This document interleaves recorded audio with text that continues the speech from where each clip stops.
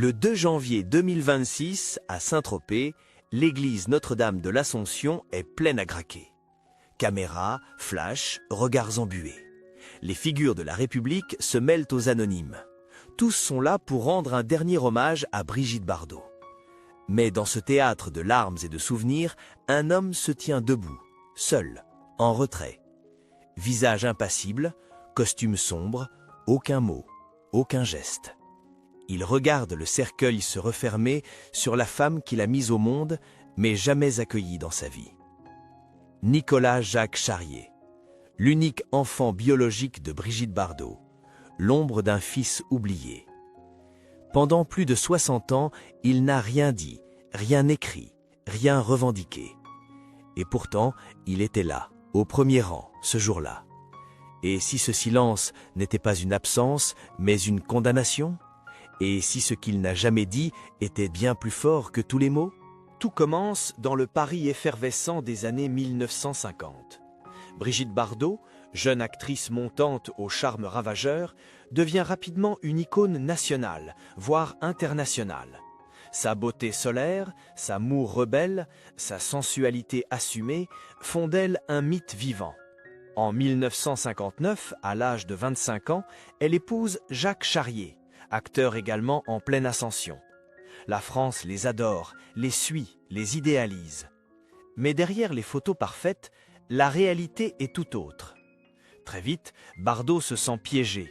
Enceinte de son premier enfant, elle vit cette grossesse non pas comme une bénédiction, mais comme un cauchemar. Elle écrit plus tard dans ses mémoires « Je ne voulais pas de cet enfant. Sa naissance a été un drame pour moi. » Des mots d'une brutalité glaciale qui choqueront la France entière plusieurs décennies plus tard. Le 11 janvier 1960, Nicolas Jacques Charrier vient au monde à Neuilly-sur-Seine. Il ne reçoit ni larmes de joie, ni baisers de sa mère. Dès ses premiers cris, il est accueilli par le silence. Bardot refuse de le voir.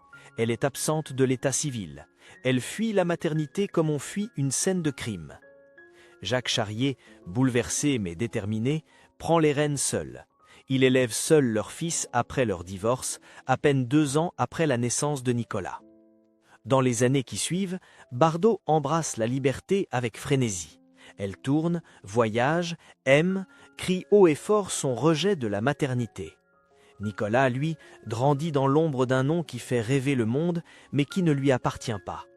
Il vit entre Paris et la campagne, protégé par son père, caché des regards, et surtout tenu à l'écart de celle qu'il a reniée avant même qu'il ne parle. Mais le plus cruel n'est pas l'absence, c'est le mépris public. Dans les interviews, Bardot parle de sa maison à Saint-Tropez, de ses animaux adorés, de ses combats contre la chasse, mais jamais de son fils. Pire encore, elle confie à plusieurs reprises regretter de ne pas avoir avorté. Pour Nicolas, chaque apparition médiatique de sa mère est un rappel que son existence est un fardeau. À l'école, les camarades chuchotent. « C'est le fils de Bardot, non ?» Mais il baisse la tête, ne répond pas. Très tôt, il comprend que son nom est une malédiction, un héritage dont il ne veut pas. Son père tente de le protéger, mais les journaux sont impitoyables. Chaque mot de Bardot est repris, amplifié. Nicolas n'a que 10 ans lorsque sa mère écrit dans une lettre ouverte « Je ne suis pas faite pour être mère ». C'est là que naît sans doute le premier mur, celui du silence, de l'effacement, de la disparition choisie. Un enfant qu'on n'a jamais bercé, jamais écouté, un garçon à qui on n'a jamais dit « je t'aime », mais qui a dû apprendre à aimer quand même, à comprendre l'incompréhensible, à porter l'absence comme une seconde peau. Nicolas Jacques Charrier grandit sans bruit, sans cri, sans haine apparente, mais avec dans le fond des yeux une question lancinante. Pourquoi ? Alors que Nicolas fait ses premiers pas, Brigitte Bardot, elle, s'élève dans le ciel du 7e art comme une étoile incandescente. En cette décennie des années 60, elle est plus qu'une actrice, elle est une révolution. Après « Et Dieu créa la femme » 1956, le monde entier ne parle que d'elle. Elle incarne une nouvelle femme, libre, désirable, inclassable. Elle est à l'écran ce que Marilyn Monroe est à Hollywood, avec cette différence essentielle, Bardot n'appartient à personne. En 1963, elle enchaîne les tournages. Le mépris de Jean-Luc Godard, Viva Maria avec Jeanne Moreau et bien d'autres. Chaque film est un succès. Chaque apparition déclenche l'hystérie. Les chiffres sont éloquents. Des millions d'entrées en salle, des dizaines de couvertures de magazines, des contrats mirobolants à l'international. Brigitte Bardot devient la femme la mieux payée de France et probablement la plus photographiée d'Europe. Elle s'installe à Saint-Tropez, dans la mythique villa La Madrague, qui devient à la fois son refuge et son sanctuaire. Entourée d'animaux, de musiciens, de peintres et d'amants, elle bâtit un royaume solaire, fait de scandales assumés et de libertés insolentes.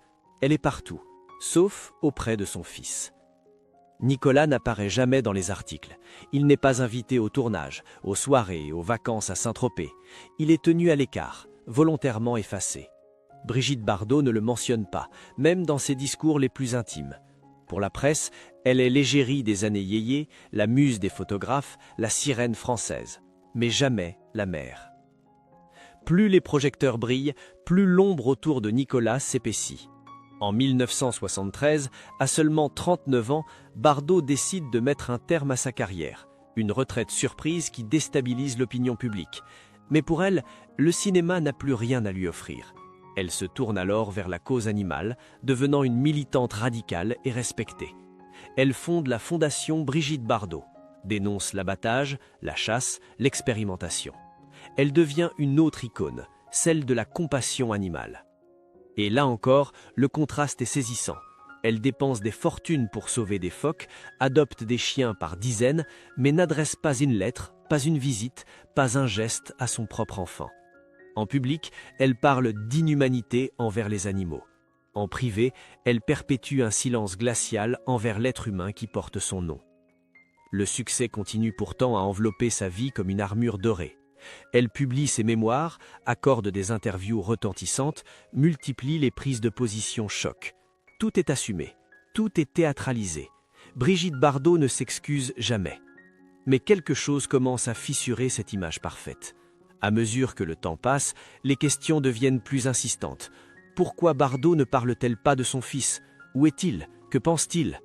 Le public, qui l'a longtemps idéalisé, commence à sentir un malaise. Certains journalistes osent poser la question. Elle répond, sèchement, « Je ne suis pas faite pour être mère. Je l'ai dit, je l'assume. » Nicolas, lui, entre dans l'âge adulte. Mais au lieu de capitaliser sur le nom Bardot, il le fuit. Il ne cherche ni notoriété, ni contact. Il change de pays, s'installe en Norvège. Il enseigne, mène une vie discrète, presque monastique. Il n'y a aucune photo récente de lui, aucune interview, aucune trace publique. Il devient une énigme et une douleur sourde pour ceux qui suivent l'histoire de Bardot. Ce silence devient de plus en plus lourd dans la biographie flamboyante de la star, car à force de briller, Bardot ne fait que rendre plus visible l'ombre laissée derrière elle. On pourrait croire que tout cela est assumé, que les deux camps sont d'accord pour s'ignorer. Mais la réalité est plus complexe. Des proches de Jacques Charrier évoquent à mots couverts des tentatives de rapprochement, des lettres envoyées, des cadeaux refusés, une mère qui n'en voulait pas, un fils qui a cessé de demander. À la fin des années 1990, lorsque Bardot publie ses mémoires initiales Bébé, la plaie s'ouvre à nouveau. Elle y écrit noir sur blanc qu'elle n'a jamais voulu cet enfant. Cette phrase, sortie de la bouche de n'importe qui, aurait fait scandale. Dans celle de Bardot, elle devient presque une revendication d'honnêteté. Mais pour Nicolas, c'est une sentence définitive. Et alors que les livres se vendent par milliers, que Bardot continue d'être célébré, lui reste dans le silence. Le même silence qu'il a adopté depuis le premier jour. Pendant que le monde continue de célébrer Brigitte Bardot comme un mythe indétrônable, une ombre persistante grandit dans les plis de sa légende, celle d'un fils absent, d'un nom jamais prononcé, d'un lien brisé avant même d'exister. Mais au fil des décennies, des indices, des confidences, des silences lourds se sont accumulés, comme autant de pièces d'un puzzle que personne n'a osé assembler jusqu'à maintenant. Le premier élément troublant surgit à la fin des années 80. À cette époque, Jacques Charrier accorde une interview rare où il évoque avec pudeur l'éducation de son fils. « J'ai élevé Nicolas dans la discrétion, je voulais lui offrir une enfance normale. Une phrase anodine en surface, mais qui révèle le refus conscient de mêler l'enfant à l'univers médiatique de sa mère. Un choix protecteur, certes, mais aussi un aveu. Il y avait quelque chose, ou plutôt quelqu'un, dont il fallait protéger Nicolas. L'adolescence du jeune Charrier reste un territoire quasi inconnu. Aucun témoignage direct, aucune image publique. Les quelques photos de lui enfant datent de ses 5 ou 6 ans. Et puis, plus rien. Comme s'il s'était volontairement effacé du récit. Et c'est peut-être là le premier geste fort de sa vie, se retirer d'un conte de fées qui n'a jamais été le sien. Dans les années 1990, Brigitte Bardot continue de choquer l'opinion par ses prises de position extrêmes. Si son engagement pour la cause animale est salué, ses propos sur l'immigration, l'islam ou l'homosexualité créent la polémique. 5 condamnations pour incitation à la haine raciale jalonnent cette période. Ce radicalisme assumé creuse encore davantage le fossé entre elle et une société qui, peu à peu, s'éloigne de ses valeurs.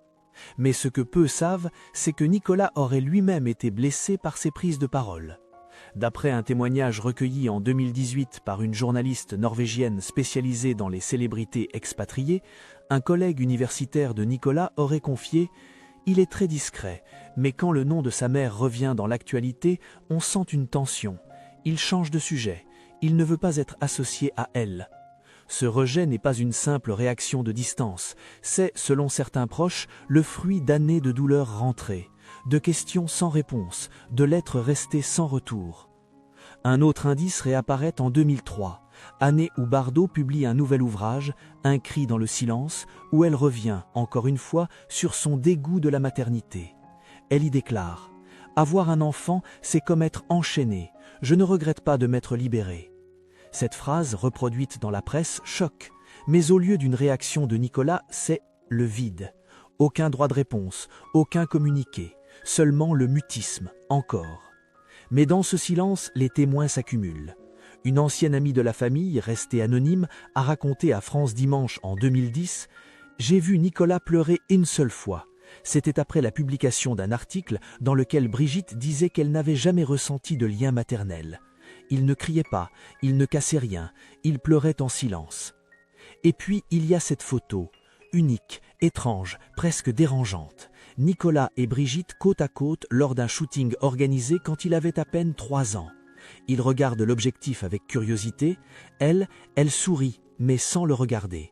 Cette image, longtemps utilisée dans les médias pour illustrer un moment mère-fils, est en réalité le seul cliché officiel où ils apparaissent ensemble.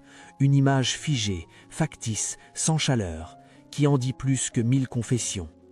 À partir de 2010, Nicolas disparaît complètement de la scène française. Il vit à Oslo, enseigne l'histoire de l'art à l'université, se marie avec une Norvégienne, a 2 filles. Il adopte un profil si discret que même ses étudiants ignorent souvent son identité réelle. Il a changé de nom légalement en Scandinavie. Il n'utilise plus Charrier, encore moins Bardot. Ce choix d'anonymat, d'effacement, est interprété par certains comme un acte d'accusation silencieux. Je suis le fils d'une icône, mais je refuse d'emporter l'héritage. Mais ce n'est pas tout. En 2016, lors d'une émission télévisée rendant hommage aux grandes figures du cinéma français, Brigitte Bardot reçoit un prix symbolique. Un extrait vidéo la montre recevant l'ovation du public. Dans l'ombre, un témoin oculaire rapporte qu'un homme se trouvait dans les coulisses, observant la scène, sans intervenir. Il aurait quitté les lieux avant la fin.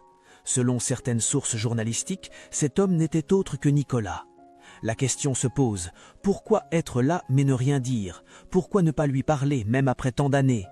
Et si la réponse résidait dans un choix intime, radical, celui de ne pas participer à un récit falsifié? À mesure que les années passent, les signes de rupture s'accumulent. La dernière tentative connue de rapprochement aurait lieu en 2020, quand Brigitte Bardot, affaiblie par la maladie, aurait envoyé une lettre via un avocat, invitant Nicolas à venir à la Madrague. Il ne serait jamais venu. Il aurait simplement répondu par un message « Il est trop tard ». Dans une correspondance interceptée par un biographe, un proche de Nicolas aurait résumé la situation ainsi « Il ne lui en veut pas, il a juste fait son deuil, il y a longtemps ». Ce deuil pourtant ne semble jamais complètement consommé, car à chaque apparition médiatique de Bardot, à chaque hommage, à chaque éloge, le silence de Nicolas devient plus assourdissant. Il n'a jamais insulté sa mère. Il ne l'a jamais contredit publiquement. Il n'a même pas écrit un livre. Mais son absence, persistante, méthodique, frontale, devient un geste fort, une parole sans mots, un refus d'exister dans une histoire qu'on ne lui a jamais permis d'écrire. Et si finalement ce silence était la plus brutale des vérités? La date du 28 décembre 2025 marque une rupture définitive. À 91 ans, Brigitte Bardot s'éteint dans sa villa de la Madrague à Saint-Tropez, entourée de quelques proches et de ses fidèles compagnons à quatre pattes. La nouvelle se répand comme une onde de choc à travers le pays. Pour beaucoup, c'est la fin d'une époque, la disparition de l'ultime icône française du XXe siècle. Des émissions spéciales sont diffusées en boucle, les hommages pleuvent, les réseaux sociaux s'embrasent. Tout le monde parle de Bardot. Tout le monde, sauf son fils. Le jour de l'annonce de sa mort, Nicolas Jacques Charrier ne publie rien. Aucun communiqué, aucune photo, aucune parole. Rien. Il reste à Oslo, invisible. Les journalistes cherchent à le joindre, fouillent ses comptes, interrogent ses voisins. En vain. L'homme semble avoir disparu. Ou plutôt, s'être à nouveau fondu dans cette invisibilité choisie depuis des décennies. Mais à la surprise générale, quelques jours plus tard, une source proche de la mairie de Saint-Tropez confirme. Nicolas assistera aux obsèques. Le 2 janvier 2026, il est vu pour la première fois depuis plus de 20 ans sur le sol français. Les caméras le captent brièvement à l'entrée de l'église. Lunettes noires, visage fermé, accompagné d'un homme plus jeune, possiblement un de ses gendres. Aucun mot, aucun geste de la main. Il entre sans saluer, s'assied dans un coin reculé. Dans la nef, les flashs crépitent, les personnalités publiques rendent hommage à la déesse bébé. Mais un vide plane au-dessus des bancs, celui d'un dialogue jamais entamé, d'un pardon jamais demandé, d'un amour jamais exprimé. Des témoins racontent. L'une des cousines éloignées de Bardot confie à un journaliste de Paris Match. Quand le cercueil est sorti, Nicolas est resté figé. Il a levé les yeux vers le plafond. Pas une larme, mais son poing tremblait.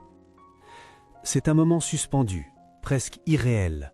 Le monde entier dit adieu à Brigitte Bardot, tandis que son fils, lui, semble déjà l'avoir enterrée depuis longtemps. Il reste à la cérémonie à peine 1 heure, ne parle à personne, ne s'attarde pas au cimetière marin. Il quitte les lieux avant même que les caméras ne rangent leurs trépieds. Cette scène qui aurait dû être un moment de réconciliation devient au contraire le climax d'un rejet silencieux. Les médias s'interrogent.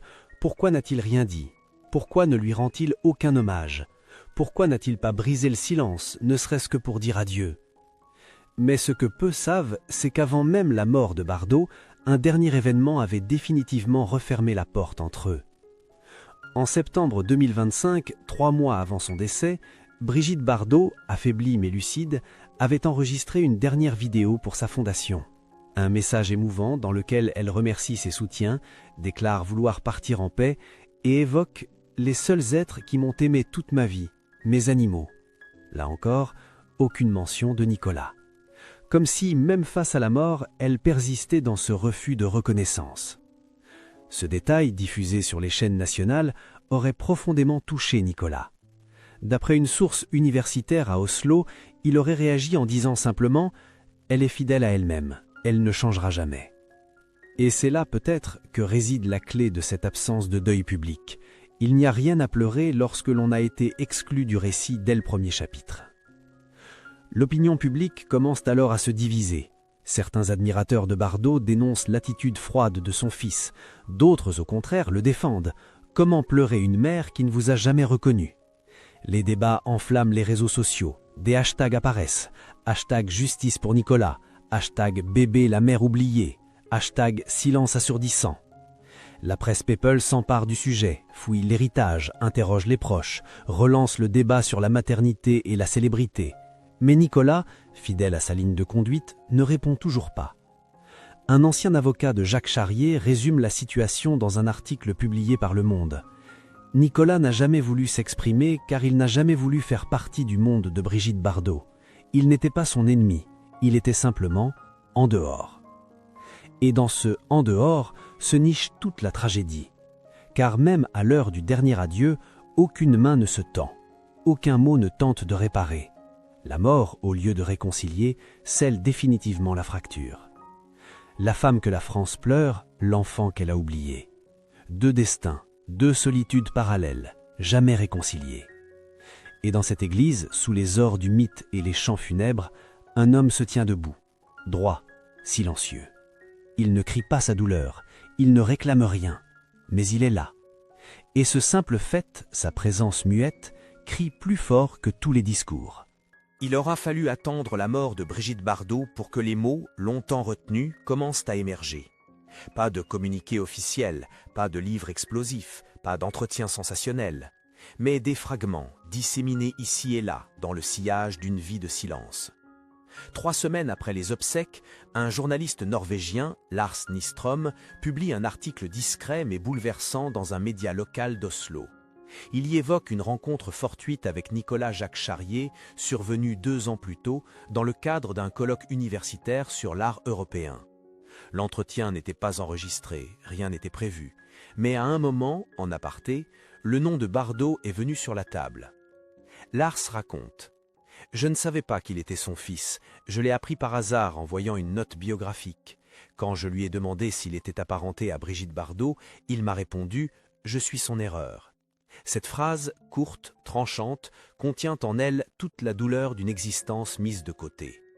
Et pourtant, derrière cette formulation radicale, il n'y avait ni haine ni colère, juste un constat, froid, lucide, irréversible. Dans les mois qui suivent la disparition de Bardot, d'autres témoignages émergent. Une collègue de Nicolas, professeur à la même université, confie à un média français « Il a toujours été extrêmement discret, mais après sa mort, il était différent, plus calme, mais aussi plus fermé, comme s'il venait de poser une dernière pierre sur une tombe qu'il avait creusée toute sa vie. » Ce que Nicolas Jacques Charrier n'a jamais dit pendant que Brigitte Bardot était vivante, ce n'est pas une histoire pleine de ressentiment, ce n'est pas une revanche publique, ce n'est pas une accusation. C'est une vérité nue, nue comme le silence d'un enfant qui ne comprend pas pourquoi il n'a pas été choisi. Selon plusieurs sources proches, il aurait confié à ses filles, aujourd'hui adultes, qu'il ne voulait jamais leur imposer la charge de porter le nom Bardot. « Je ne veux pas qu'on vous réduise à une histoire que vous n'avez pas choisie. » Et de fait, ni elles ni leur mère n'ont jamais été exposées. Pas de réseaux sociaux publics, pas de mention dans la presse, une invisibilité méthodique. Mais dans le cercle très restreint de ses amis, Nicolas aurait partagé une confidence transmise à un biographe suédois. « Je n'ai pas parlé parce qu'elle avait besoin que je me taise. Si je l'avais confrontée, elle aurait implosé, elle avait besoin de son mythe, alors je l'ai laissée intacte. » Ce choix, profondément altruiste ou désespérément fataliste, révèle une vérité insoupçonnée. Le silence de Nicolas n'était peut-être pas une fuite, mais une forme d'amour muet. Un amour bancal, sacrifié, brisé d'avance, mais qui n'a jamais cherché à nuire. Dans une lettre manuscrite retrouvée par hasard dans les affaires de son père, écrite probablement dans les années 80, Nicolas écrivait « Je ne te hais pas, mais je ne sais pas comment t'aimer. Je suis né d'un refus, et depuis, j'essaie juste de ne pas en faire une rancune. » Cette lettre n'a jamais été envoyée. Elle est restée dans une enveloppe, jaunie par le temps, pliée 4 fois, oubliée au fond d'un tiroir. Mais elle est peut-être la clé de tout, car au fond, ce que Nicolas Jacques Charrier a toujours protégé, c'est la dignité de son silence. Là où tant d'autres auraient hurlé leur douleur sur les plateaux de télévision, il a choisi l'ombre. Là où d'autres auraient écrit des mémoires incendiaires, il a préféré les silences pleins de sens. Et lorsqu'on lui demande aujourd'hui, en privé, ce qu'il ressent à l'évocation du nom Bardot, il répond simplement « C'est terminé, elle est en paix, et moi aussi ». Mais dans ses yeux, dit-on, il reste cette lueur, fine, imperceptible, d'un enfant qui un jour aurait juste voulu entendre sa mère dire « Je suis fier de toi ». La France gardera de Brigitte Bardot l'image d'une femme libre, indomptable, iconique. Celle qui a bouleversé les normes, bousculé les conventions, redéfini la féminité d'après-guerre. Elle était désirée, crainte, admirée. Elle a vécu selon ses propres règles, sans jamais faire de compromis. Mais à force d'être une légende, elle est devenue étrangère à la vie des mortels, y compris à celle de son propre enfant. L'histoire de Nicolas-Jacques Charrier n'est pas seulement celle d'un fils abandonné, c'est celle d'un homme qui a refusé de se venger, refusé d'exister à travers la colère, et qui a transformé son invisibilité en position de force. Il aurait pu parler, il ne l'a jamais fait. Il aurait pu accuser, il a préféré se taire. Il aurait pu réclamer une place, il a choisi de ne jamais la revendiquer. Et c'est peut-être là, dans cette dignité farouche, dans cette fidélité silencieuse à sa propre douleur, que réside la vraie tragédie et la vraie grandeur. Aujourd'hui, à Oslo, il continue de marcher dans les rues anonymes, sans escorte, sans caméra, sans l'ombre pesante de la célébrité. Il a tout fait pour ne pas devenir le fils d'eux. Il est simplement un homme que le monde a oublié, mais dont le silence a désormais un écho. Car maintenant que Brigitte Bardot s'est tue pour toujours, ce qu'il n'a jamais dit devient ce que l'on n'oubliera jamais. Et vous, qu'auriez-vous fait à sa place ?